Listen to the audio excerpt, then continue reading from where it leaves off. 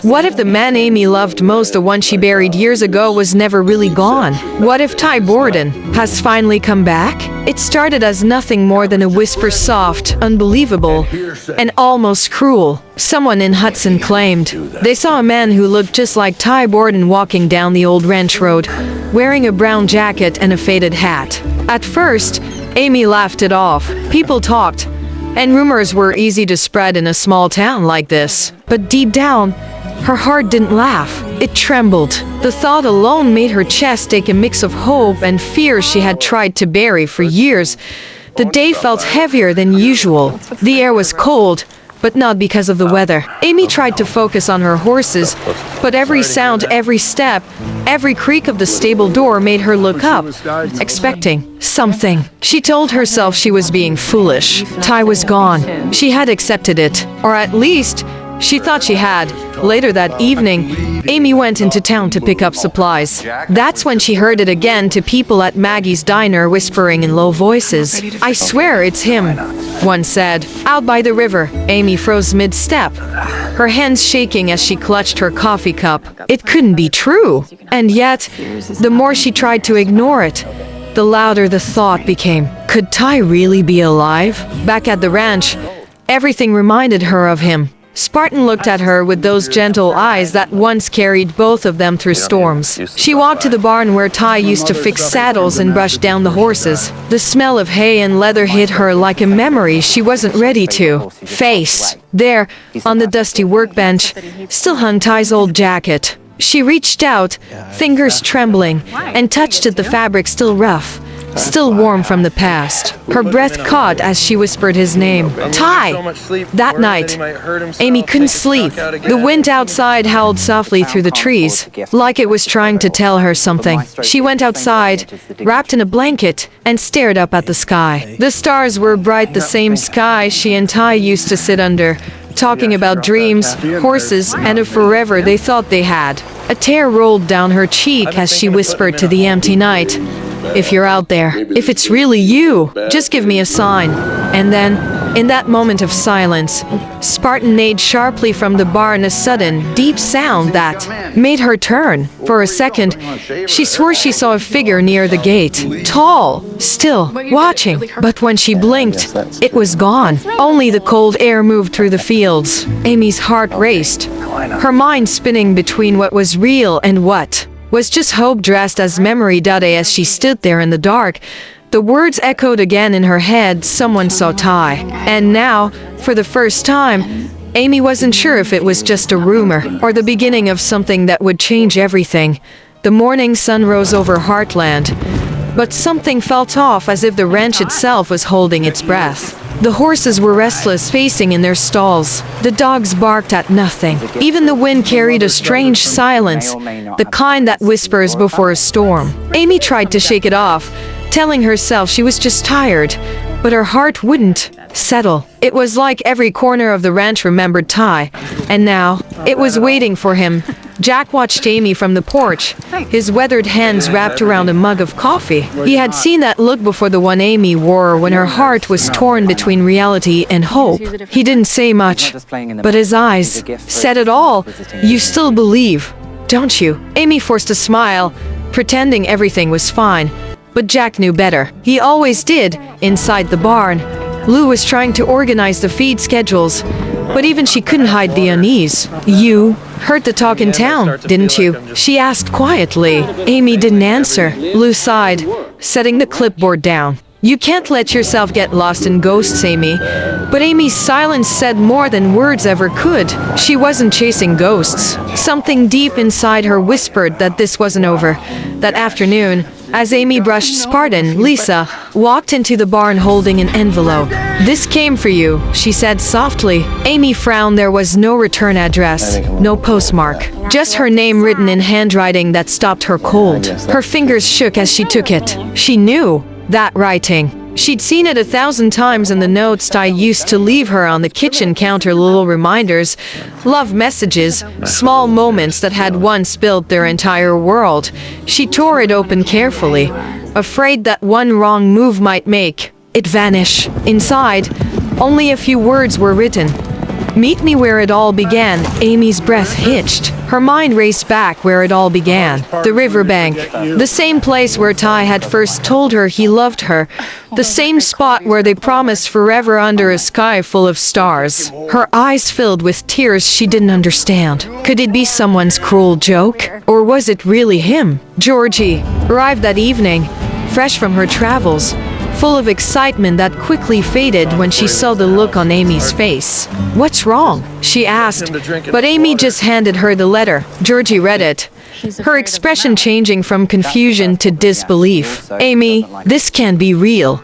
Amy shook her head, voice trembling. "I don't know, Georgie, but what if it is?" Later, as the sky turned gold, Amy stood by the paddock watching Spartan graze. The ranch looked the same, peaceful, steady, alive, but everything felt different. The colors were sharper, the air thicker, as if the land itself was waiting for something, for someone. She ran her fingers through Spartan's mane, whispering, "If it's you, Ty, if you're really out there, I'll find out."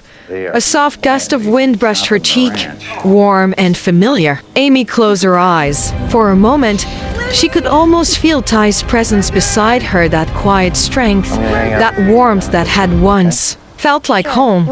The letter trembled in her hand as she looked toward the hills. Tomorrow, she would go back to where everything began. The moon was high, painting the fields in silver light. Heartland slept, but Amy couldn't. The letter's words repeated in her mind like an echo she couldn't silence. "Meet me where it all began." She knew what it meant, and she knew she couldn't ignore it. Grabbing her coat and boots, she walked into the cold night, her heart pounding louder than her footsteps. Spartan stood waiting, as if he already knew where they were going. The ride to the riverbank felt endless. The wind brushed against her face, carrying whispers of the past, laughter, promises, and the sound of Ty's voice calling her name. The closer she got, the heavier the air became. Every tree, every turn, held a memory. When she finally reached the clearing, she stopped. The river shimmered beneath the moonlight, just like it had all those years ago. This was their place where everything started, and where her heart had shattered. Amy dismounted and stood by the water's edge. The night was still, too still. She could hear her own breathing, fast and shaky. "If this is some kind of trick," she whispered to herself, her voice breaking. She turned to look around, nothing but shadows and silence. But then, a faint crunch. Footsteps, slow, careful, coming from behind her. She froze. Her pulse raced. "Who's there?" she called out, trying to sound strong, but fear wrapped around her words. No answer. Just another step, then another. Amy turned, slowly, her eyes scanning the darkness. At first, she saw nothing. Then a figure stepped out from between the trees. Tall, broad shoulders, a brown jacket she knew by heart. Her breath caught in her throat. He didn't speak. He just stood there, the moonlight outlining his face in pieces, the edge of a smile, the curve of a scar. Her hands trembled. "Ty," she whispered, barely able to say his name. The figure didn't move, only took one more step forward. Amy's eyes filled with tears. The world felt frozen around her. The wind rustled through the trees, and for a second, his scent hit her leather, pine, and something warm she hadn't felt in years. He reached out his hand, slow and uncertain, like he wasn't sure she'd take it. "Amy," he said softly. His voice cracked, familiar, real. Amy's knees almost gave out. She covered her mouth, tears streaming down her face. It couldn't be. It shouldn't be. But it was. Ty! Alive! Standing right in front of her. Before she could speak, a flash of light from a car's headlights broke through the trees. Someone else was coming down the road. Ty looked back quickly, his expression changing from relief to fear. "They can't see me," he said urgently. "Not yet." And just like that, he stepped back into the shadows. Amy reached out, calling after him, but the words died in her throat. The headlights faded. The night swallowed him whole. Only the sound of the river remained, gentle and endless. Amy stood there, shaking, holding the letter against her chest. He was real. He was alive. And he was hiding. As Spartan neighed softly behind her, Amy whispered into the night, I found you, Ty. Now tell me why you left. The next morning, Heartland woke under a soft blanket of fog. The air was heavy, almost sacred, as if the land itself knew something had changed. Amy hadn't slept at all. She sat on the porch steps, still in her jacket from the night before, her eyes fixed on the open fields where the mist clung to the grass. Ty's voice still echoed in her mind, "They can't see me." Those words were played again and again until they didn't sound real anymore, just haunting.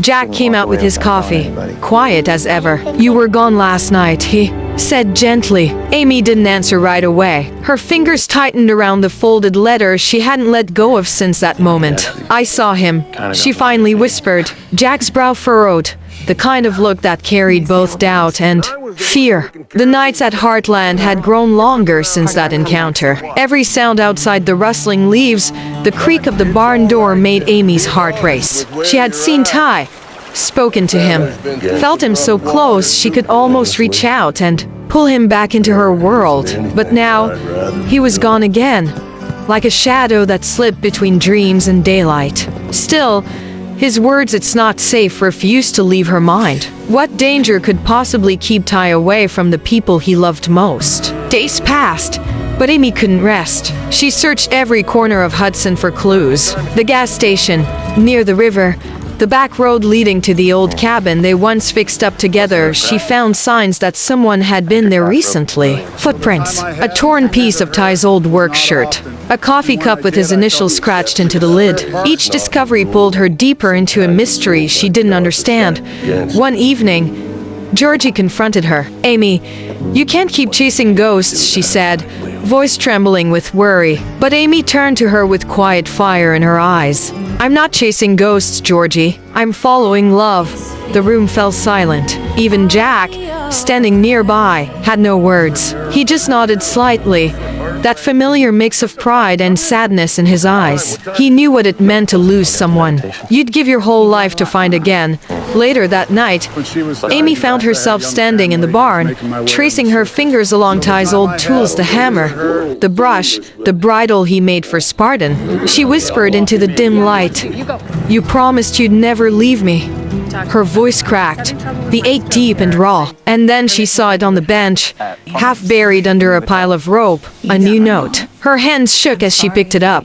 It read, "This isn't goodbye. Trust me. When it's safe, you'll know." Tears streamed down her face as she pressed the note to her chest. For the first time in years, her grief turned into something else, hope. It wasn't the kind that made her weak, but the kind that made her strong enough to keep believing. The next morning, Amy rode Spartan across the golden fields. The sun rose behind her, lighting up the valley, the barns, and the familiar fences that held 1,000 memories. As the wind carried her forward, she closed her eyes and could almost hear Ty's laughter, feel his hand over hers, guiding her. Reins like he used to. Amy slowed Spartan near the edge of the ridge, overlooking the river, the place where this new chapter had begun. The water glimmered in the sunlight, and for a fleeting second, she saw a figure across the bank, tall, familiar, standing beside a chestnut horse. She blinked through her tears, but he was gone. Only the reflection of the sky rippled in the water.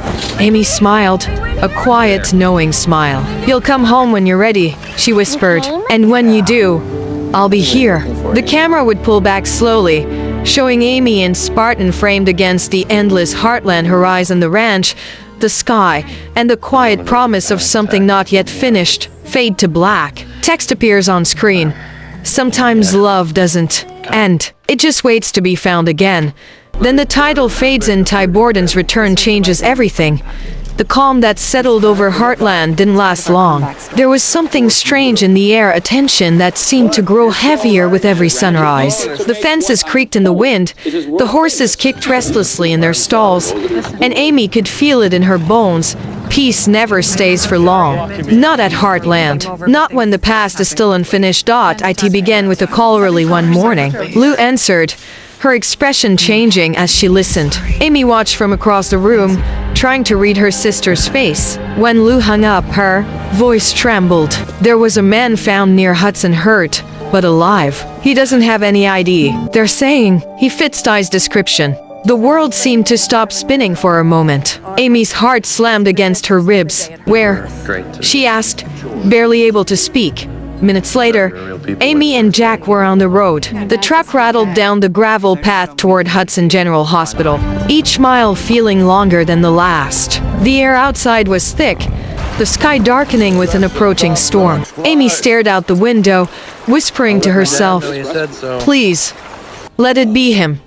When they reached the hospital, Amy rushed inside, her boots echoing on the linoleum floor. A nurse led her to a quiet room at the end of the hall. Amy hesitated at the door, her hand hovering over the handle. Part of her wanted to open it. Part of her was terrified of what she'd see. Finally, she pushed the door open and froze. There was a man lying on the bed, hooked to machines, his face hidden beneath bruises and bandages. But his hands, those hands she would have known anywhere. Amy took a trembling step forward. "Ty," she whispered. The man stirred slightly, a faint groan escaping his lips. And then, slowly, his eyes opened. They were the same eyes that once looked at her with all the love in the world, blue, calm, and full of fire. "Amy," he breathed, voice weak but real. The sound broke her completely. She fell to her knees beside the bed, tears spilling freely. Jack stood in the doorway, hat in hand, eyes wet with disbelief. "Welcome home, son," he said softly, but before the moment could sink in, the heart monitor beeped faster. The nurse rushed in, shouting for help. Doctors appeared, pushing Amy back as the room filled with noise and panic. "No!" Amy cried, reaching for him. "Don't take him away." Again, but the door closed, and she was left outside, trembling, helpless, praying. The storm outside broke open, rain slamming against the windows. Lou found Amy in the hallway minutes later, drenched in tears. "They're doing everything they can," she said, holding her tightly. Amy's voice was barely a whisper. "He came back to me. He really came back." Hours passed. The storm slowly faded. Then, the doctor walked out, expression unreadable. Amy stood, her world hanging on. A single heartbeat. The doctor sighed softly. "He's alive," he said, "but it's going to take time." Amy covered her mouth, crying again, but this time, it was relief. She walked quietly into the room and sat beside him, holding his hand. The machines beeped steadily. His breathing was slow, peaceful. She leaned close, whispering, "I told you I'd wait, Ty, and I'm not going anywhere." Outside, the storm cleared. The clouds broke open to reveal a bright morning sky. The sun touched Heartland's fields once more, washing everything in gold. For the first time in years, Amy felt whole again. Ty was home not just in memory, not just in dreams, but in life. And as the camera faded out, Amy's voice lingered.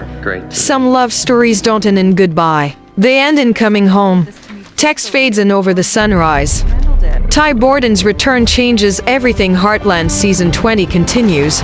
The morning after the storm, the world felt lighter, quieter, almost sacred. Mist rolled across the fields as the first rays of sunlight broke through the clouds. The smell of wet earth filled the air, and the horses stirred softly in their stalls. It was the kind of morning Heartland hadn't seen in a long time, the kind that carried both peace and promise.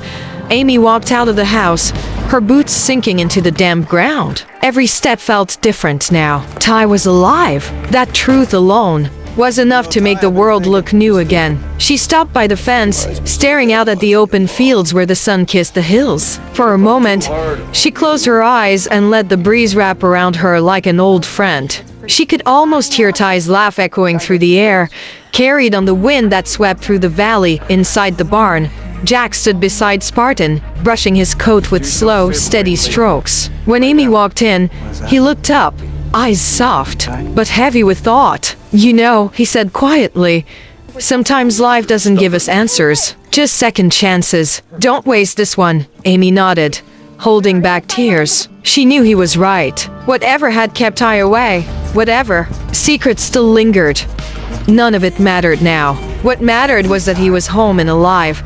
Lou entered with a faint smile, carrying 2 mugs of coffee. "He's awake," she said gently. Amy froze for a heartbeat, then ran toward the house without a word. The camera would follow her through the halls of Heartland, the sound of her footsteps echoing like a heartbeat that refused to slow down.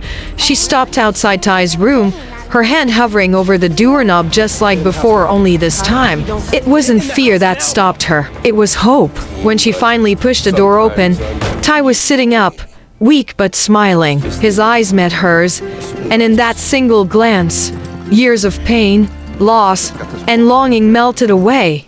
Neither of them spoke at first. Words felt too small for what they felt. Amy walked to him slowly, tears blurring her vision, and took his hand in hers. "You came back," she whispered. Ty smiled faintly, his voice rough but full of warmth. "I told you I would. I just had to find my way home." Amy sat beside him, resting her forehead against his hand. "You scared me," she said with a shaky laugh. "You always were stubborn." Ty chuckled softly, a sound that filled the room with life again. "Guess I still am outside." The sky cleared completely. The golden light poured through the windows, falling across their faces like a quiet blessing. Heartland felt alive. Again, not because everything was perfect, but because love had returned to where it belonged. Jack stood quietly at the doorway, watching them. Lou joined him, her arm brushing his. "Looks like the story's not over," she said. Jack smiled. "No," he replied. "It's just getting started."